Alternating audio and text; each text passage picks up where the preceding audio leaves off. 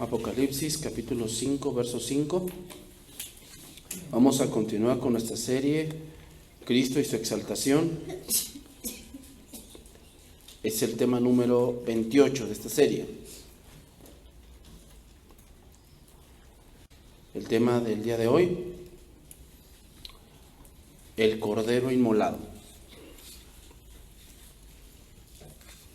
El Cordero Inmolado. La palabra inmolado en el diccionario significa algo que está herido, que ha sido despedazado, que está golpeado.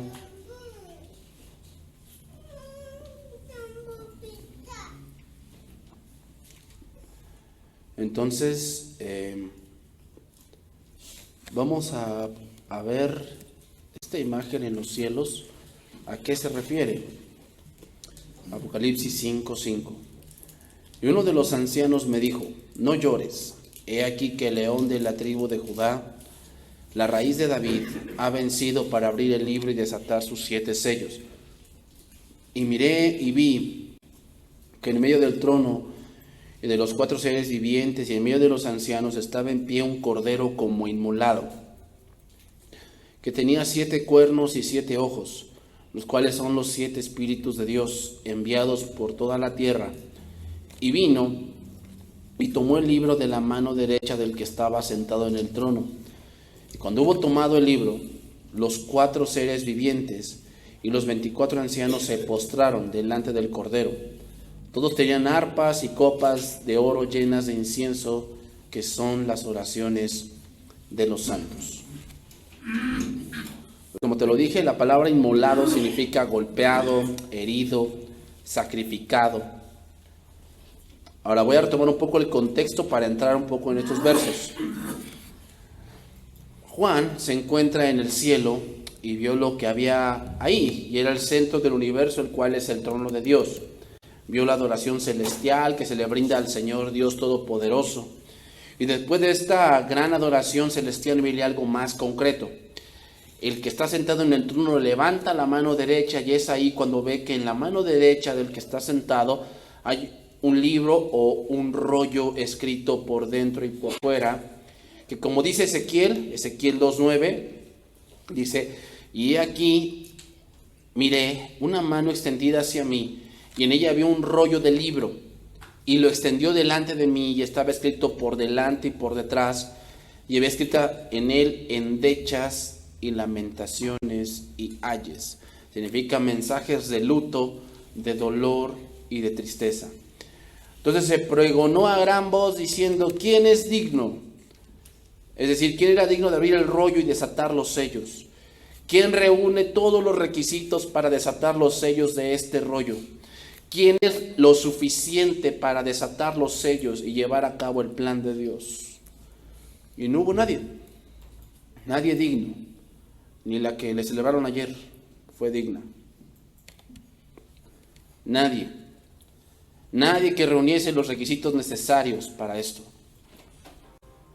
Apocalipsis 5:4 dice ahí: y lloraba yo mucho, porque no se había hallado a ninguno digno de abrir el libro, ni de leerlo, ni de mirarlo.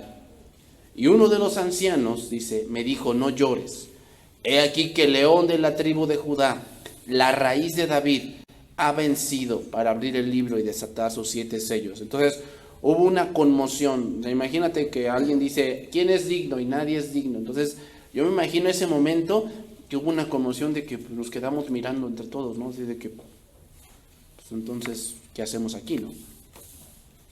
Si nadie es digno.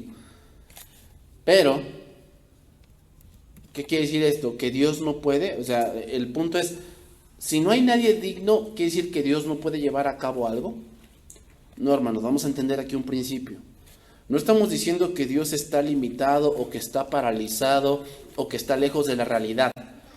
Hay una religión con los seres humanos que ellos piensan que sí hay un creador, pero que creó el universo y lo abandonó.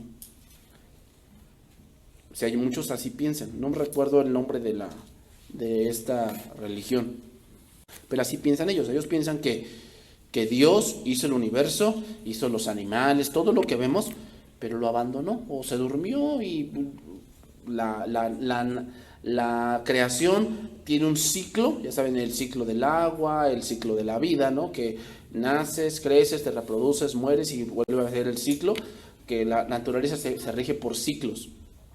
Bueno, entonces muchos de ellos piensan que la naturaleza sigue su ciclo sin que Dios intervenga.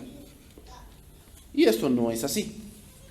Dios mismo, hermanos, ha puesto reglas y ha puesto los medios y ha revelado el cómo las cosas se deben hacer. Y Dios mismo se sujeta a lo que Él ha dicho o revelado. Por ejemplo, Él reveló a través de los sacrificios y a través de la regla que Dios le dio a Abraham, que le dijo: de todo árbol del huerto podrás comer, pero del árbol que está en medio del huerto no comerás de él, porque el día que de él comieres, ciertamente morirás. Lo que Dios estaba diciendo allí es que él, al desobedecer a Dios, se encontraría con algo inevitable: la muerte.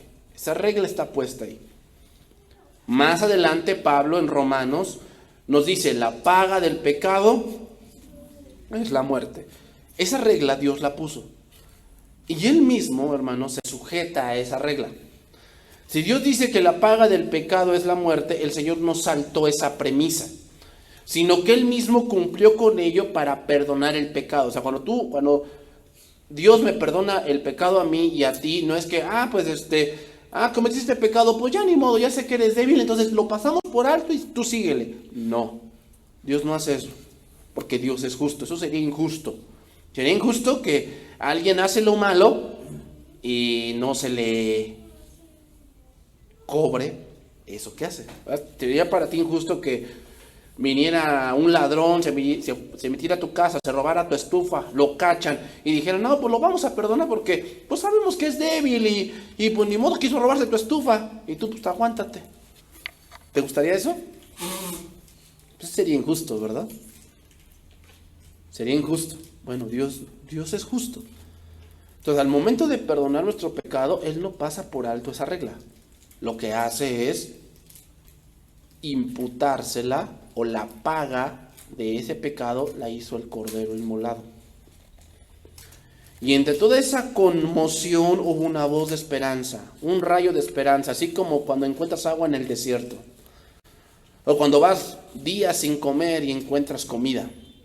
Dice el versículo 5: uno de los ancianos me dijo: no llores, he aquí que el león de la tribu de Judá, la raíz de David, ha vencido para abrir el libro y desatar sus 7 sellos. Ya hemos analizado sus títulos, solamente voy a recordar. León de la tribu de Judá significa o nos habla de que fue obediente y que conquistó todo no por la fuerza de la guerra, sino por la fuerza de la obediencia. La raíz de David nos habla de que aquel que tiene derecho, no solo por ser el más grande, sino por ser aquel que viene de la estirpe real de David. Pero no solamente eso, sino es aquel que dio inicio a todo, y Él es el principio de todo y el final de todo. Ahora aquí dice más adelante ese verso: ha vencido para abrir el libro y desatar sus 7 sellos o sus sellos. La pregunta que viene aquí es: ¿vencido qué? ¿Qué venció Jesús? ¿Qué venció el Cordero?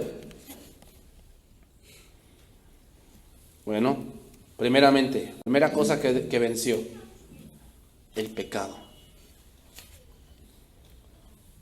Romanos 8:3. Romanos 8:3. Primera cosa que Cristo derrotó: el pecado. Y te voy a decir, estas cosas que voy a mencionar que Cristo derrotó, nadie, hermanos, nadie las ha podido ni las podrá derrotar. Nadie. Dice ahí, versículo 3 de Romanos: porque lo que era imposible para la ley, ¿qué es lo que era imposible para la ley? darte el poder de vencer algún vicio. Date cuenta, uno que tiene un vicio, no sé, que tiene un pecado arraigado, ninguna fuerza lo puede hacer que cambie. Ninguna. La ley lo que hace es marcarte tu error. O sea, cuando la ley te cacha, la ley te condena y te dice, tú eres esto porque has hecho esto y esto y esto, pero no te da la solución. ¿Y lo sabes dónde lo vemos muy claro? Las cárceles. Se le llama hacer eso, ¿no? Un centro de rehabilitación. Pero eso no es verdad. Porque cuando entra gente, de 100 personas, ¿cuántas se rehabilitan? Yo digo que unas 5, tal vez. Siendo benévolos. Porque los demás se vuelven más mañosos, se vuelven más homicidas, más llenos de maldad. ¿Sirve eso? No, porque la ley solamente te marca el error, pero no puede regenerarte. Eso es lo que está diciendo aquí Pablo. Porque lo que era imposible para la ley, por cuanto era débil por la carne, Dios, enviando a su Hijo en semejanza de carne de pecado, o sea, lo hizo semejante a nosotros, y a causa del pecado, condenó al pecado en la carne. Lo voy al lenguaje actual para explicarte este verso. Dios ha hecho lo que la ley de Moisés no era capaz de hacer, ni podría haber hecho, porque a nadie puede controlar sus deseos de hacer lo malo. Nadie puede controlar sus deseos de hacer lo malo. Dios envió a su propio Hijo y lo envió tan débil como nosotros, los pecadores. Lo envió para que muriera por nuestros pecados y así por medio de él Dios destruyó al pecado. Ahí la palabra destruyó significa inhabilitar. Eso quiere decir, Cristo lo que obtuvo fue que nosotros ahora, por medio de su sacrificio y por medio del Espíritu Santo, podamos decir no a cosas que en nuestra carne no podríamos, pero no quiere decir que somos inmunes. Todavía cada uno de nosotros luchamos con algo. Luchamos con algo y nosotros, cada uno de nosotros sabemos con qué. Tal vez tus pensamientos, tal vez ciertas películas, tal vez ciertas diversiones, tal vez la lengua, tal vez la comida, tal vez la avaricia, tal vez la pereza. Cada uno sabemos con qué lidiamos, sabemos, estamos luchando, pero luchas. El de afuera no lucha, el de afuera se deja llevar, pensando que eso es la vida. Pensando que eso es la manera que todos deben de vivir, porque todos lo hacen. Esa es la manera en que piensa alguien que está dominado por sus deseos. O sea, tú debes venido a ver ayer con todo y frío, pero ¿qué? A darle rienda suelta a la carne. ¿Por qué? Porque eso piensan que esa es la manera de vivir. Entonces, ¿qué ha pasado con nosotros? ¿Qué ha pasado con nosotros en ese punto? Lo que ha hecho el Señor es, primeramente, quitarnos la venda, pero ha inhabilitado, no destruido, inhabilitado el pecado que mora en nuestros miembros. Pero aún esta carne quiere pecar. Pero tenemos la fuerza a través del Espíritu de Dios para refrenar aquello que quiere salir. Aún lidiamos con eso, hermanos. Pero ahí Cristo obtuvo la victoria. Otro punto. Cristo también lo que derrotó fue a la muerte. Antes de entrar a este punto, Hebreos 2:14. Antes de entrar a este punto. Todas las religiones tienen ciertos métodos de cómo derrotar un pecado. Pero ¿sabes qué? Entre más lo intentan, más se hunden en él. Gracias.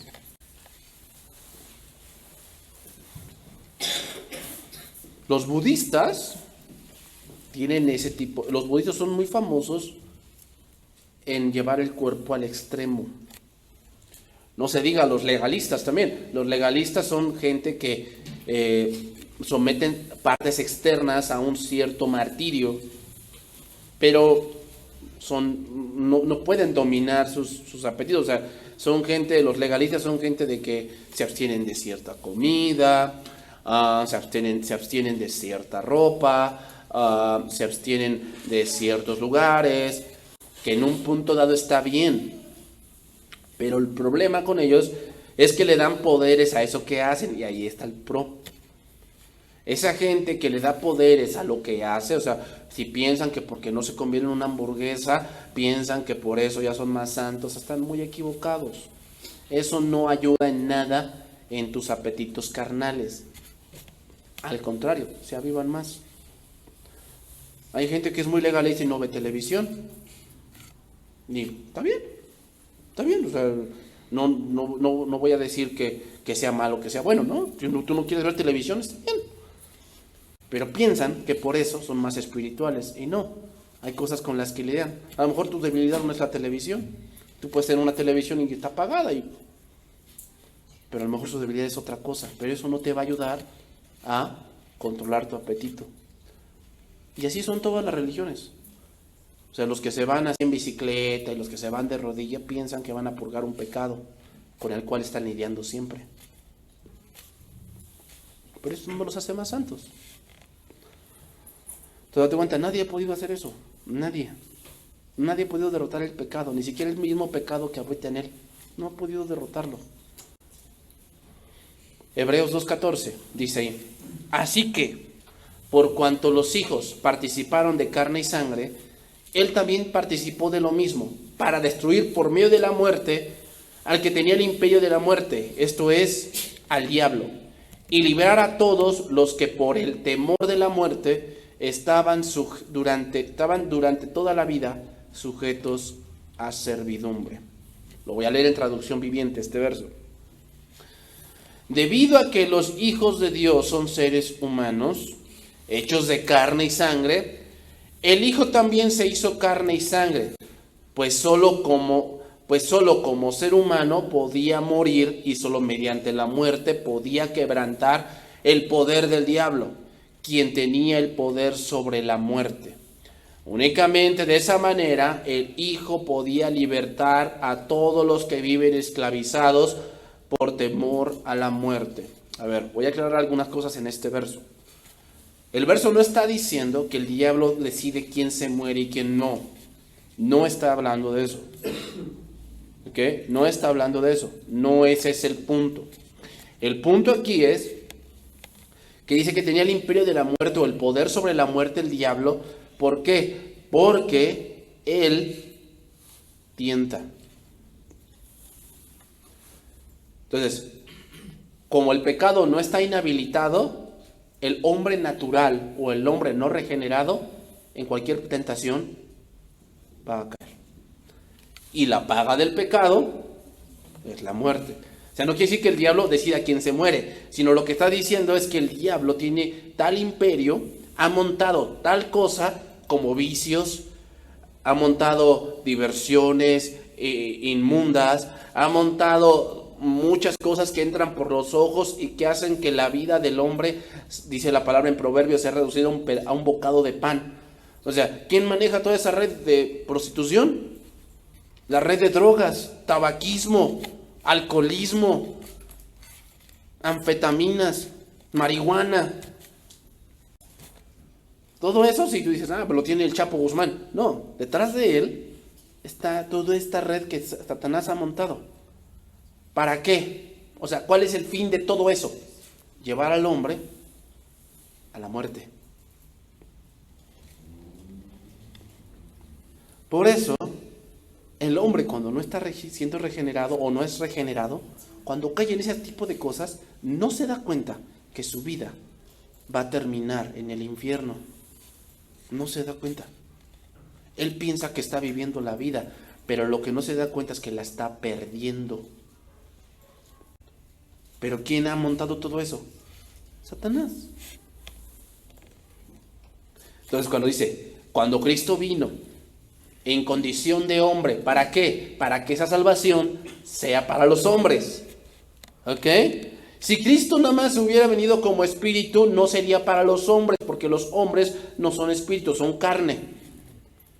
Por eso la salvación no es para los ángeles, es para los hombres, porque Cristo se hizo hombre. Bueno, cuando Cristo murió y al resucitar, dio esperanza a aquellos que estaban sujetos en servidumbre o por temor a la muerte. Ahora nosotros no tenemos miedo a la muerte. Me refiero en un sentido de que sabemos a dónde vamos a estar. ¿Ok? O sea, no quiere decir que no tengamos miedo de ¿cuál es la muerte que te causaría más miedo? ¿Morir quemado, ahogado? ¿Que te caigas de un 20º piso? ¿No? Imagínate toda esa caída y estás pensando, no, ya valí. ¿Cuál sería? No me refiero a ese temor. Creo que de alguna manera pues le tenemos temor a lo desconocido. Pero me refiero a que ya no tenemos temor de que si morimos hoy, ¿dónde estaremos? Así está la gente de allá afuera. La gente de allá afuera tiene miedo a la muerte. ¿Sabes por qué? No por tanto cómo van a morir, sino dónde se van a encontrar después. Esa es la victoria que tenemos en Cristo. Victoria sobre la muerte no significa que no vamos a morir, sino significa que sabemos que después de la muerte tendremos una mejor vida. Y esa es una victoria, hermano, que solamente en Cristo se tiene. Número 3, Colosenses 2:13.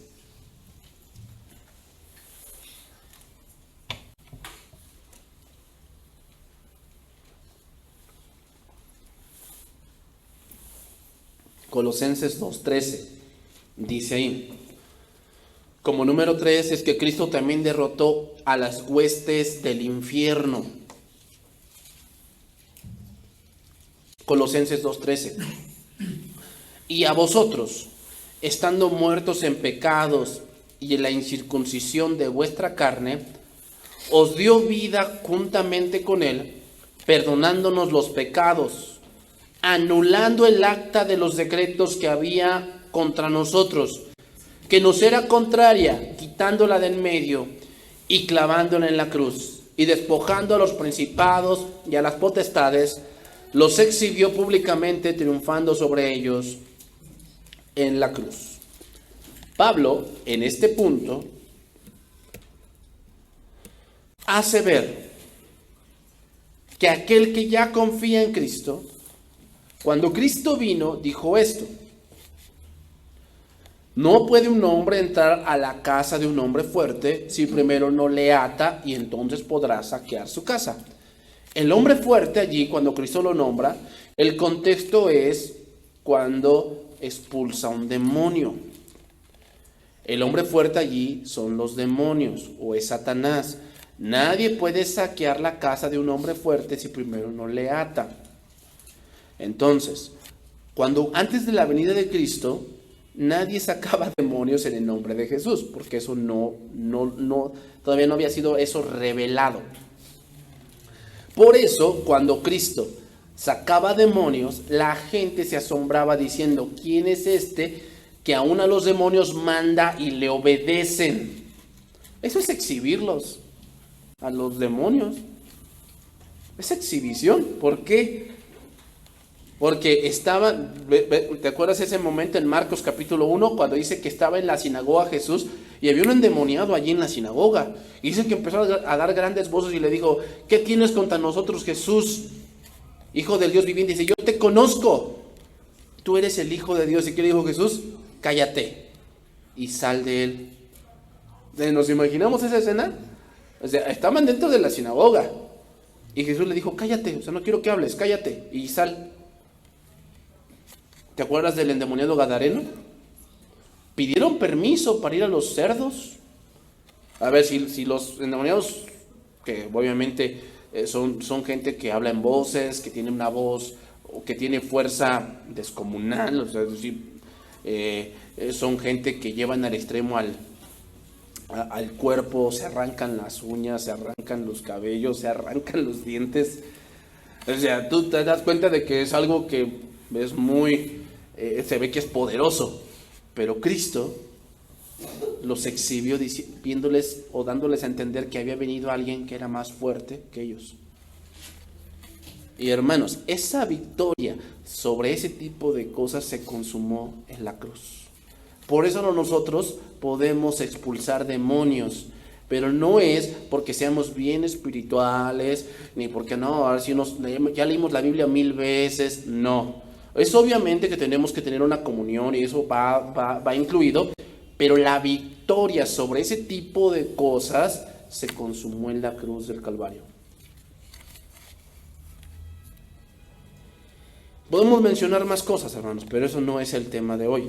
Entonces, estas tres cosas, hermanos, son cosas que ningún ser humano, ni el mismo Satanás, ha podido vencer. Solo Cristo, por eso Él es digno. Entonces, sigamos, Apocalipsis 5:6. Y miré y vi que en medio del trono y de los 4 seres vivientes y en medio de los ancianos estaba en pie un cordero como inmolado. Al leer este verso podemos pensar aquí, ¿qué esperaba encontrar en ese momento Juan? ¿Tú qué esperarías encontrar si te dicen, he aquí el león de la tribu de Judá, la raíz de David, ha vencido para abrir el libro y desatar sus sellos? ¿Qué te esperarías encontrar? ¿Sabes lo que yo me esperaría encontrar? Es un hombre fuerte, alto, bien parecido, que a lo mejor es un hombre de guerra, poderoso, pero eso no fue lo que encontró Juan. Lo que encontró fue un cordero.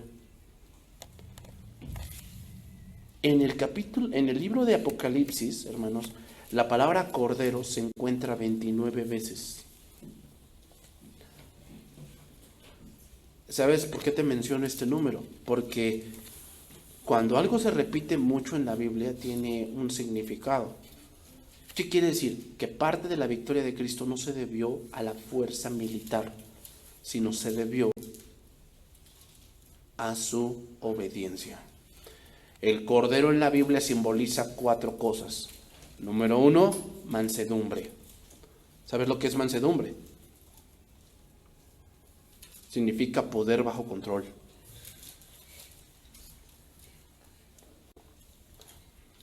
Es saber qué hacer en el momento correcto. Muchas veces tenemos el poder para hacer ciertas cosas. ¿Okay? Imagínate que tú eres Imaginemos que tú eres un juez, que tú tienes el poder para que decapiten a ese y a este que viva. Imaginemos que tú tienes ese poder.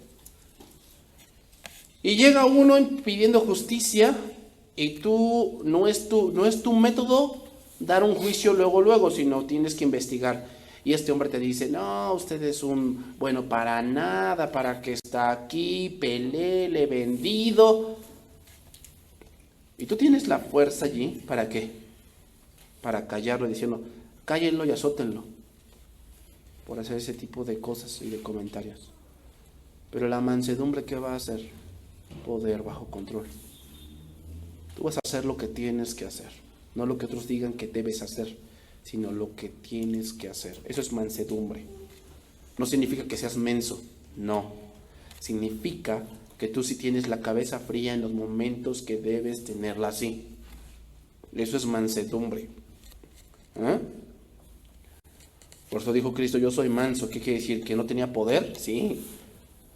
Pero ¿por qué cuando le decían, demonio tienes, eres un hombre que ni siquiera judío eres? ¿Por qué? ¿Cristo no tenía el poder para quitarles la vida allí por blasfemar? ¿Sí? ¿Por qué no lo hizo? Hay muchos le dirían como luego dicen los del mundo, ¿no? Pues tú por menso. Pues tú por menso. ¿También Cristo por menso? No, mansedumbre. ¿Tenía el poder? Sí. Pero hermanos, tener poder conlleva una gran responsabilidad porque la decisión que tomes va a trascender muchas cosas. Número 2, otra cosa que significa ser el cordero, humildad. ¿Qué es humildad? Saber lo que eres y lo que vales delante de Dios. ¿Qué somos? Hombres redimidos por la sangre de Cristo, siervos. Somos siervos, ¿ok? Somos siervos de Dios. Eso es lo que somos. Aquí no hay que Jehová Juniors y que somos dioses y que, ay, no, somos los consentidos de Dios. No, no. Eso es humildad. Número 3, inocencia. Y número 4, pureza.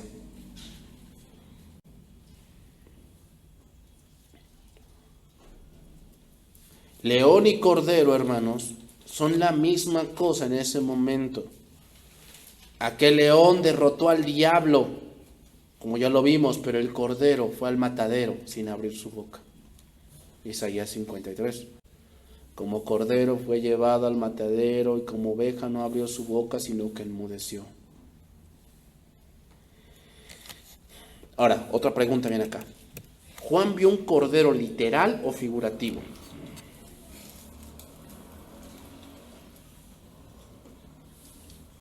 O sea, ya ahí en el trono vio un corderito ahí, sentado. Si fuese así, ¿cómo tomó el rollo?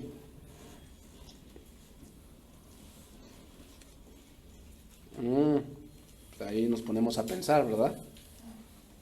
La palabra aquí cordero viene de una palabra griega arnión. Y te voy a decir lo que más o menos esta palabra griega se aplicaba. Arnión, cuando se encuentra en la Biblia, sí significa un cordero literal. Pero en este caso, Juan lo utiliza para hablar del carácter de esa persona.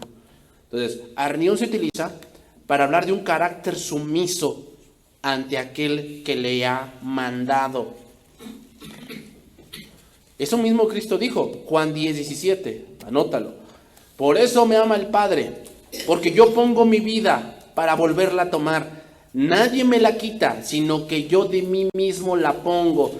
Tengo poder para ponerla y tengo poder para volverla a tomar. Este mandamiento que dice ahí, recibí de mi Padre. Por eso es que el Cordero, una completa sumisión a su Padre. Otro punto de arnión. La palabra griega arnión también denota la manera como el Mesías ha obtenido la soberanía sobre la tierra.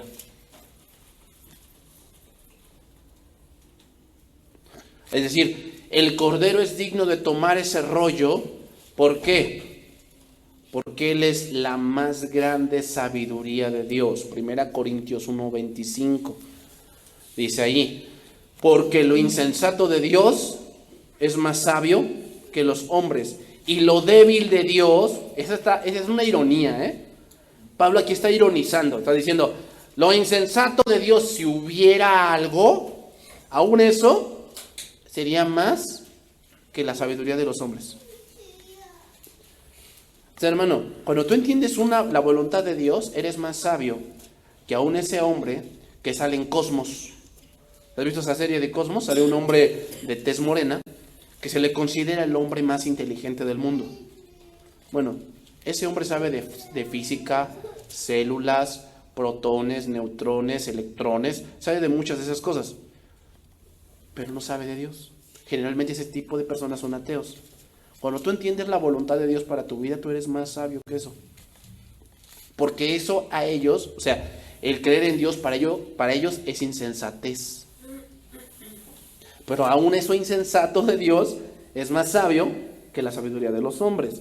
Y lo débil de Dios, si hubiese algo débil, recuerda que es ironía, lo débil de Dios es más fuerte que los hombres. ¿Qué sería débil de Dios? Recuerden que Corinto era un pueblo griego y ellos tenían el panteón griego. Zeus, Hércules, Apolo, Hades, Poseidón, y eran mitad hombres y mitad dioses. Entonces cuando les predican de Cristo, que Él es Dios, pero que lo mataron, como que, ay, no inventes, Pablo, o sea, ese Dios que tú predicas es bien débil, porque mi Dios Zeus, ese sí, el Dios del trueno. Entonces por eso Pablo ironiza y dice, si hubiese algo débil de Dios, que ustedes dicen que es Cristo, eso débil es más fuerte que todo lo que ustedes dicen que es fuerte. Hermanos, eso débil de Dios, que es Cristo, ironizado, es más fuerte que todos aquellos hombres que dicen que ellos controlan su vicio, que cuando quieren lo dejan.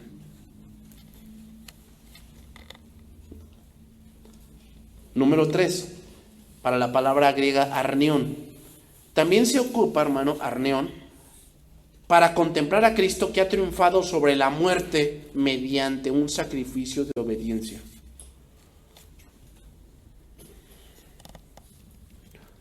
Entonces, ¿de qué está hablando Juan? Del carácter de esa persona. No está hablando de un cordero literal. Está hablando de alguien que cumple requisitos que solamente él puede cumplir. Se le llama cordero. Lo dice como inmolado. Aquí la palabra inmolado, en Apocalipsis 5:6, viene de una palabra griega esfaso, con Z, esfaso. Y significa alguien que está mutilado violentamente. Significa, hermanos, alguien que tiene heridas. ¿Te acuerdas cuando Cristo resucitó? ¿Qué le mostró a los apóstoles? Las manos y el costado. ¿Sabes que la única obra que el ser humano ha hecho y que está en la eternidad es esa? La única obra que el hombre ha hecho que va a pasar a la eternidad es los clavos y el costado de Jesús. Porque todas las demás obras, los autos, las casas y toda la tecnología, esa va a perecer. El Cordero fue ofrecido en sacrificio por el pecado del mundo, pero resucitó gloriosamente de entre los muertos y Él es el soberano de los cielos. El hecho de que Juan lo menciona así nos hace ver que Él es digno. Sigue diciendo, versículo 6 de Apocalipsis 5. Que tenía 7 cuernos y 7 ojos, los cuales son los 7 espíritus de Dios enviados por toda la tierra. Bueno, aquí vemos primeramente 2 palabras que se repiten, 7. El número 7 habla de perfección. Y primeramente vemos cuernos. Los cuernos se ven en el altar. Y se dice que cuando sacrificaban un animal, agarraban la sangre y la ponían en los cuernos del altar. ¿Sabes qué significa? Poder. Eso es lo que estaba diciendo, que cuando esa sangre se untaba en los cuernos, significa que eso tenía poder para cubrir el pecado de esa persona que sacrificaba a ese animal. Entonces los cuernos en la Biblia hablan de fortaleza, hablan de poder. Entonces al tener 7 cuernos nos habla de la omnipotencia del Cordero.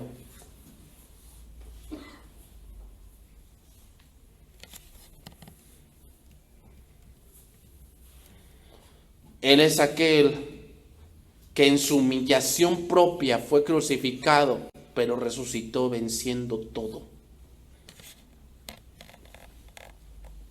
Significa que tiene 7 cuernos. Luego que tiene ¿qué? 7 ojos.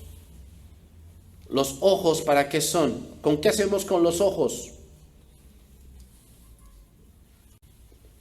Observamos, juzgamos, ¿no? Muchas cosas que están pasando. O sea, tú juzgas cuando estás en la esquina y ves el semáforo en verde. Y hay un momento que viene un juicio para ti.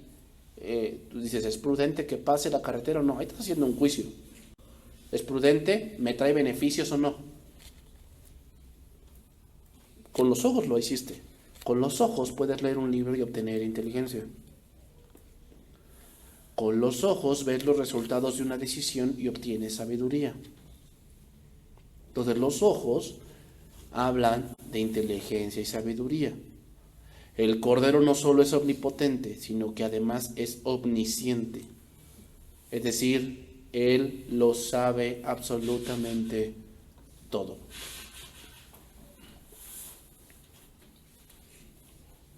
Todo lo que ocurre en el universo lo sabe. Antes de que acontezca, Él lo sabe. Y al mismo tiempo, hermanos, no solamente lo sabe, sino tiene el control sobre eso. Es algo impresionante. Porque a lo mejor podemos saber ciertas cosas, pero no podemos controlarlas. Vámonos por la parte final, Apocalipsis 5:7. Y vino y tomó el libro de la mano derecha del que estaba sentado en el trono. Fíjate, quiero que veas esto aquí muy puntual. No dice que el Cordero está sentado en el trono, sino que está sentado a la derecha del que está en el trono. Porque la mano derecha significa aprobación. Mateo 25 dice que separará a los corderos de las cabritas. ¿Y a los corderos dónde los pondrá? A la derecha, y a las cabritas a la izquierda. Y les dirá a los de la derecha: venid, benditos de mi Padre, porque cuando tuve hambre, o sea, aprobación. A los de la izquierda, al infierno. Cristo mismo lo dijo a una iglesia: al que venciere, le haré que se siente conmigo en el trono, así como yo me he sentado con mi Padre en su trono. ¿Pero dónde? A la derecha. A la derecha. Casi siempre en los reinados, si tú lees ese tipo de cosas de los siglos XV y XVI, cuando se presentaba alguien ante la corte real, estaba el rey, la reina a la izquierda y el próximo heredero se sentaba a la derecha, que era el que seguiría después del rey. Porque los reyes pues tenían de a docenas. Entonces pues tenía que haber alguno que supieran quién iba a ser el próximo, ¿verdad?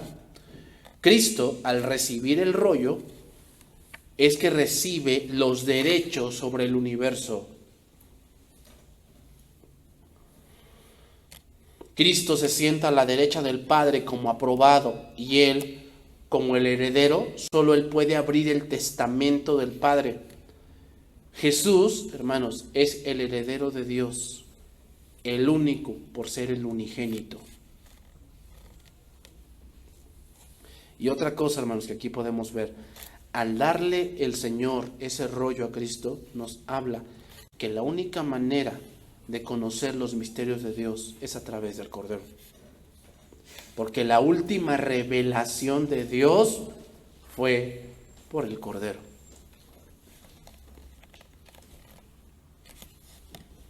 Voy a terminar con este pasaje, Salmo 110. Salmo 110, voy a terminar con ese pasaje.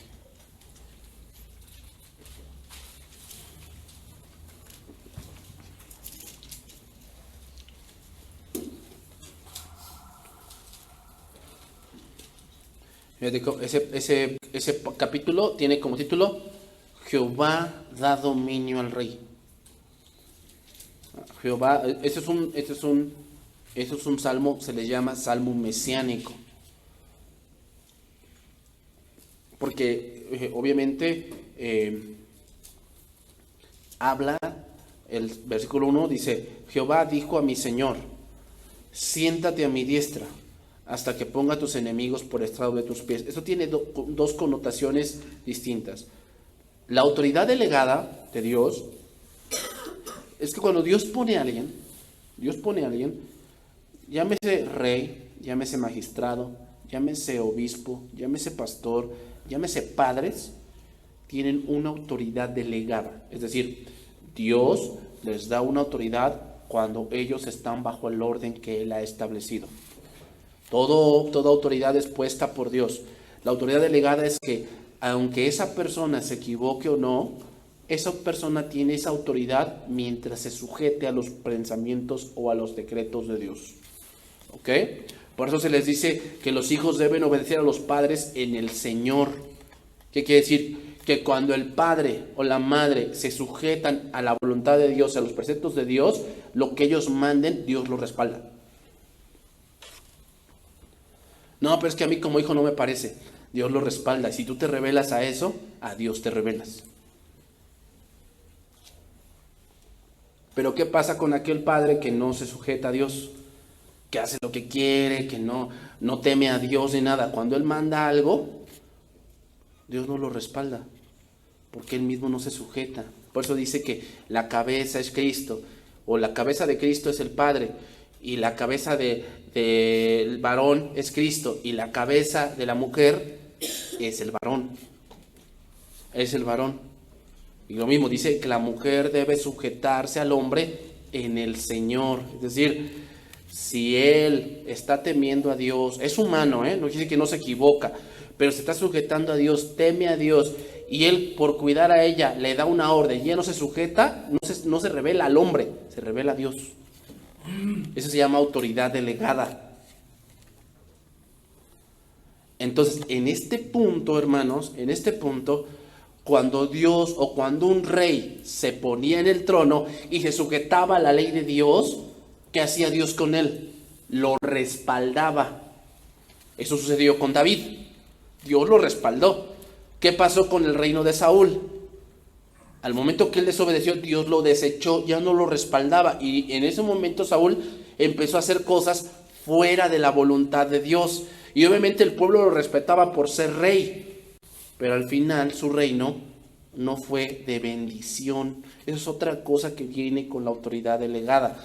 Cuando la autoridad se sujeta a las normas de Dios y él reina, va a haber bendición en las cosas que él tome, en las decisiones que él haga. Va a haber una bendición porque Dios lo respalda. Pero si no es así, lo que habrá es pobreza y desdicha, que fue lo que pasaba con reyes que no se sujetaban a Dios. Eso es autoridad delegada, hermanos.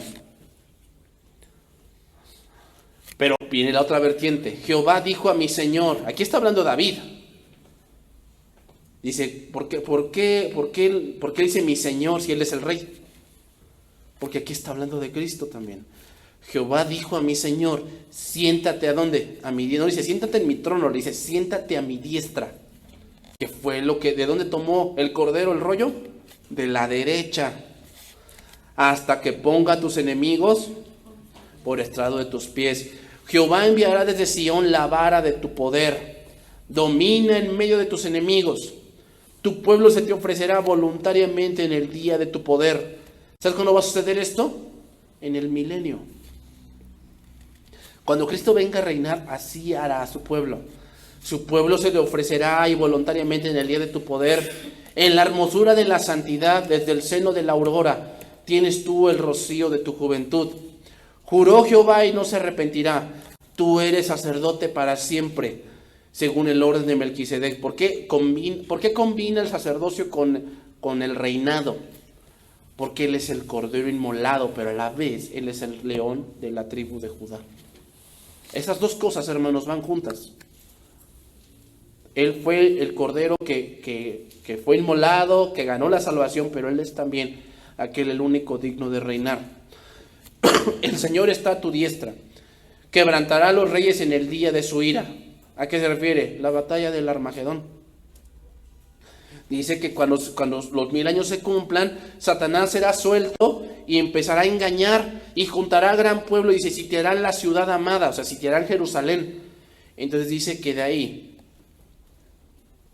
caerá fuego del cielo y los consumirá a todos. Por eso dice, juzgará entre las naciones, quebrantará a los reyes, las llenará de cadáveres. Dice que convocarán a las aves carroñeras, los opilotes y todo ese tipo de aves, las llenas, los traerán, que esos son animales carroñeros. ¿Para qué? Dice, para que coman carne de príncipes y de reyes y de hombres.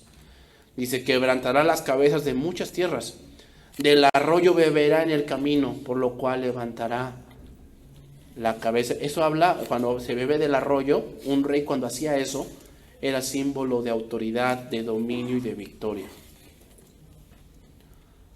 Entonces, hermanos, lo que ve ahí Juan habla de la gran autoridad que Cristo tiene, pero no porque Él sea el todopoderoso, que lo es, sino más bien por la gran obediencia que Él mostró cuando estuvo entre nosotros. Y eso, hermano, nos enseña algo, que la manera de ganar no es siendo el más poderoso, sino es siendo el más manso. Esa es la manera en que vas a ganar más cosas, más con la mansedumbre que con la fuerza de la guerra. Que Dios bendiga su palabra, hermanos.